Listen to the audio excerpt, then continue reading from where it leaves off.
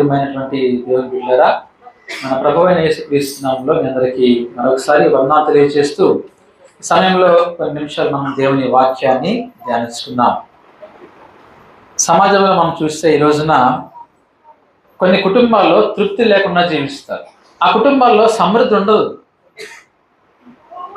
క్రైస్తవ కుటుంబమే కానీ ఆ కుటుంబంలో సమృద్ధి ఉండదు. ఎప్పుడైతే సమృద్ధి అనేది ఆ కుటుంబంలో ఉండదో ఆ కుటుంబంలో కొంత శోధన మొదలవుతుంది. కొన్ని కుటుంబాల్లో తృప్తి ఉండదు. ఇంకా చాలులే అనుకోరు. ఇంక వాళ్ళకి ఇది ఇస్తే నాకు ఇంకొకటి కావాలి, అది ఇస్తే నాకు ఇంకొకటి కావాలి. వాళ్ళకి ఏం లేదు, ఇప్పుడు తృప్తి లేదు. అక్కడ కూడా కుటుంబంలో సమాధానం ఉండదు. మొట్టమొదటిగా ఒక క్రైస్తవ కుటుంబంలో సమృద్ధి అవసరం. అదే సమయంలో తృప్తి కూడా మనకు అవసరం. ఇవి రెండు మన జీవితంలో లేకపోతే మన కుటుంబంలోకి సాతాను చొరబడతారు. సాతాను చొరబడి కుటుంబాన్ని విచ్ఛిన్నం చేసేస్తారు. అక్కడే మనకు మనస్పర్ధలు అనేవి వస్తాయి కుటుంబంలోకి. అదే సమయంలో కుటుంబం అంతా కూడా ఎలా ఉంటుందంటే సాతాను యొక్క గుప్పిట్లోకి వెళ్ళిపోతుంది. ఎవరో చూసి మనం దాన్ని కోరుకుంటాం. తృప్తి అనేది మనకు లేనప్పుడు మన కుటుంబంలో ఏముంటుందంటే ఎప్పుడు కూడా కొదువే ఉంటుంది. ఎంతైనా సంపాదించుకో, మొత్తానికి కొంత కొదువు అనేది నువ్వు అనుభవిస్తూనే ఉంటావు. ఎందుకంటే నీలో సంతృప్తి లేదు, నీలో ఆశకు అంతం లేదు. సైకిల్ ఉంటే నాకు బండి కావాలంటావు, బండి ఉంటే నాకు కారు కావాలంటావు, కారు ఇస్తే ఇంకేం కోరుకుంటావు, కారులో 7 సీటర్ కారు కావాలంటావు, అది ఇస్తే ఏది కాదు నాకు బెంచ్ కారు కావాలంటావు. అంటే నీకు ఏం లేదు, నీకు తృప్తి లేదు. అందుకే వాక్యం ఈరోజు మనతో మాట్లాడుతూ ఉంది. ఈ అధికారికి అన్నీ ఉన్నాయి కానీ ఏమన్నాడు దేవుడు? ఒకటి కొదువుగా ఉంది అంటున్నాడు. ఈరోజు మనలో కూడా ఆ ఒకటి ఉందేమో చూడండి ఒకసారి. ఆ ఒకటి కొదువుగా ఉన్నట్లయితే ఆ కొదువు పోవాలంటే నువ్వేం చేయాలా? అదే ఈరోజు మన వాక్యం.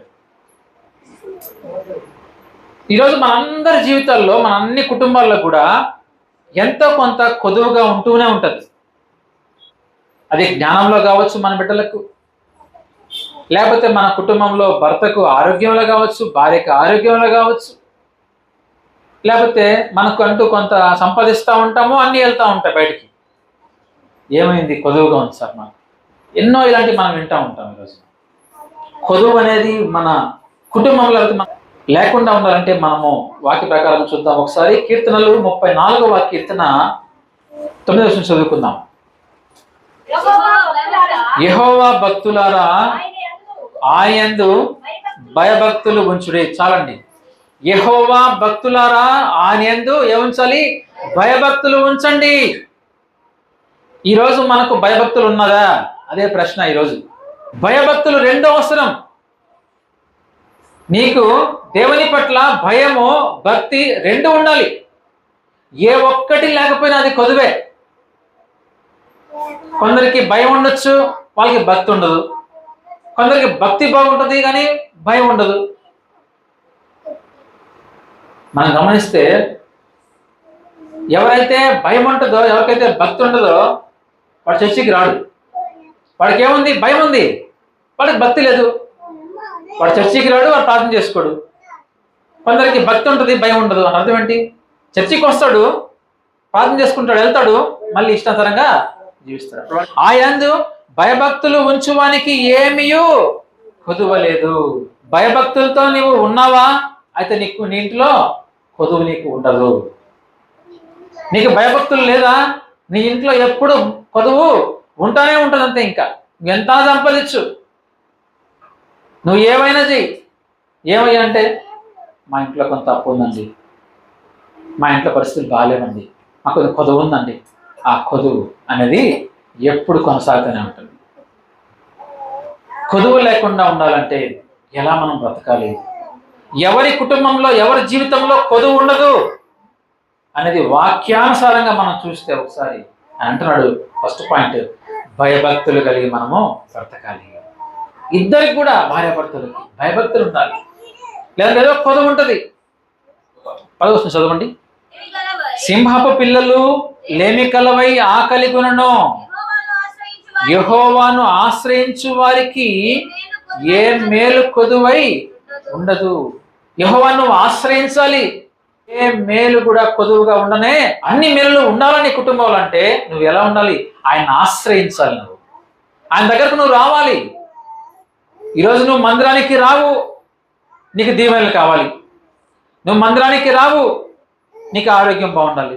నువ్వు మందిరానికి రావు, నీ కుటుంబంలో వివాహం జరగాలి. నువ్వు మందిరానికి రావు, గర్భఫలం కావాలి. నువ్వు మందిరానికి రావు, నీకు ఉద్యోగం కావాలి. నువ్వు మందిరానికి రావు, అసలు నీకు సహవాసం లేదు, దేవుని యందు భయభక్తులు లేదు, ఆయన్ని ఆశ్రయించవు. కానీ మరి నీకు ఎలా ఉంటుందండి కొదువు లేకుండా అని అంటున్నాడు. ఆయన్ను ఆశ్రయించేవారు ఏ మేలు కూడా కొదువై ఉండదు. సింహం పిల్లల కన్నా ఆకలిస్తుందేమో కానీ యెహోవాను ఆశ్రయించే వారికి మేలు కూడా. ఎంత మంచి ఆదరణ వాక్యం ఉంటుంది. సింహము అంటే ఆ అడవికి రాజుది. అటువంటి అడవి మృగానికి ఉన్నటువంటి పిల్లల కన్నా ఆకలిస్తుందేమో కానీ దేవుని ఆశ్రయించిన వారికి ఏ మేలు కూడా కొదువై ఉండనే. ప్రభునందు ప్రియమైన వాళ్ళగా, దేవుని యొక్క వాక్యం యొక్క సత్యము తెలియక ఈ రోజున, దేవుని యొక్క వాక్యం యొక్క విలువ తెలియక ఈ రోజున క్రైస్తవ కుటుంబాలు ఇష్టానుసారంగా జీవిస్తా ఉన్నారు. ఈ రోజున వేషధారణ ముసుగులు వేసుకొని, వేషధారణంగా తెల్లగుడ్డలు వేసుకొని, బైబిల్ పట్టుకొని మందిరానికి రావడం, దేవుణ్ణి మోసం చేస్తూ సమాజాన్ని మోసం చేస్తూ ఈరోజు బ్రతికే వాళ్ళు అనేక కుటుంబాలు ఉన్నాయి. ఈరోజు ప్రభునందు ప్రియమైన వాళ్ళారా, సింహపు పిల్లల కన్నా ఒకవేళ ఆకలిస్తుందేమో కానీ ఆయన ఆశ్రయించే వారికి మనకు ఏమేలు కూడా కొదువు ఉండదు. మనకు ఆయన తెలుసు మన గురించి, మనకి ఎప్పుడు ఏం కావాలో అన్నీ ఇస్తూనే వస్తూ ఉంటాడు. అంతే మనకైనా. కానీ నువ్వేం చేస్తున్నావంటే ఆయన ఆశ్రయించకపోగా నువ్వు మేలు కావాలని కోరుకుంటున్నావు. అది కరెక్టా? నువ్వు ఆయన ఆశ్రయించడం లేదు కానీ నీకేం కావాలా? మేలు కావాలి. నీకు ఎలా మేలిస్తాడు దేవుడు నీకు? మరొక మాట చూద్దాం. యాకోబు పత్రిక 1వ అధ్యాయము 4వ వచనం చదువుదాం. మీలో సంపూర్ణులను అనునాంగులను ఏ విషయంలోనైనా కొదువ లేని వారినై ఉండునట్లు ఓర్పు తన క్రియలను కొనసాగింప నీయుడి. మనకేముండాలా? ఓర్పు ఉండాలి. కొందరికి ఓర్పు ఉండదు. ఓర్పు లేకపోతే నీ కుటుంబం అనేది రెండుగా చీలిపోతుంది. సహనము, ఓర్పు అనేది చాలా అవసరం. ఓర్పుతో క్రియను కొనసాగించాలంట, ఓర్పుతో పనితో ముందుకు పోవాలంట. ఓర్పు లేకపోతే నీ కుటుంబంలో సాతాను చొరబడి నీ కుటుంబాన్ని 2 భాగాలు చేసేస్తుంది. అంతే. మీలో ఎవరికైనా జ్ఞానము కొదువుగా ఉందా అతడు దేవుని అడుగవలెను. కొదువుగా ఎవరికైతే ఉంటుందో వాళ్ళు మొట్టమొదటిగా వాళ్ళ దేవుని అడగాలి. అప్పుడు వాళ్ళ ప్రార్థనతో పాటు దైవ సేవకుల ప్రార్థన దేవుడు అంగీకరిస్తాడు. అంతవరకే అన్నమాట. నీకు ఏది కావాలన్నది నీకు దేవుడు ఇస్తాడు. కానీ వాక్య ప్రకారంగా మనం జీవించాలి. అది అక్కడ ఉండేది మెయిన్ పాయింట్. భయభక్తులు ఉండాలి, ఆయన ఆశ్రయించాలి, ఓర్పు కలిగి బ్రతకాలి. ఇవన్నీతో ఉంటే నీలో అప్పుడు నీకు ఏమి కావాలో అడుగు. అప్పుడు నేను నీకు అంటున్నాడు, నేను నీకు ఇస్తాను అంటున్నాడండి. ఫిలిప్పీ 4:11. నాకు కొదువు కలిగి ఉందని నేను ఇలాగూ చెప్పడం లేదు. నాకు కొదువు ఉంది నిజమే. నేను ఏ స్థితిలో ఉన్నానో ఆ స్థితిలో సంతృప్తి కలిగి నేర్చుకొని ఉన్నాను. నువ్వు ఎలా ఉన్నప్పటికీ నీకు ఏముండాలి? సంతృప్తి నీకు ఉండాలి.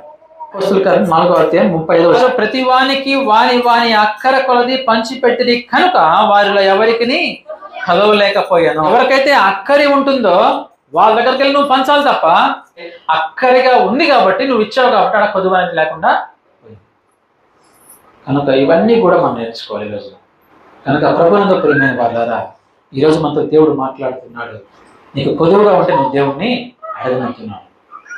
కాబట్టి ఎవరికి కొదువుగా ఉండదు అంటే వాళ్ళు భయభక్తులుగా బ్రతకాలి. అదేవిధంగా దేవుని మనము ఆశ్రయించే వారంగా ఉండాలి, ఓర్పు కలిగిన వారంగా ఉండాలి, సంతృప్తి కలిగిన వారంగా ఉండాలి, ప్రార్థించే వారంగా ఉండాలి. అదేవిధంగా అక్కర్లో ఉన్న వారికి ఇచ్చే వారంగా ఉండాలి. ఎప్పుడైతే ఇవన్నీ మనం పాటిస్తామో అప్పుడు మన కుటుంబాల్లో కొదువు అనేది లేకుండా మనం బ్రతుకుతాం. అటువంటి కొదువు అనేది మన కుటుంబాల్లో, మన సంఘంలో, మన కుటుంబాల్లో అటువంటి కొదువు అనేది లేకుండా దేవుడు మన కుటుంబాలను దేవుడు దీవించి ఆయన కృప మనందరికీ దయచేయండి గాక. ఆమేన్. మహాగణుడా మహోన్నతుడా మీకు స్తోత్రమయ్యా. ప్రవర్త తండ్రి నైనా మేము వాక్యాన్ని ధ్యానించిన ప్రభావ మీకు స్తోత్రములయ్యా.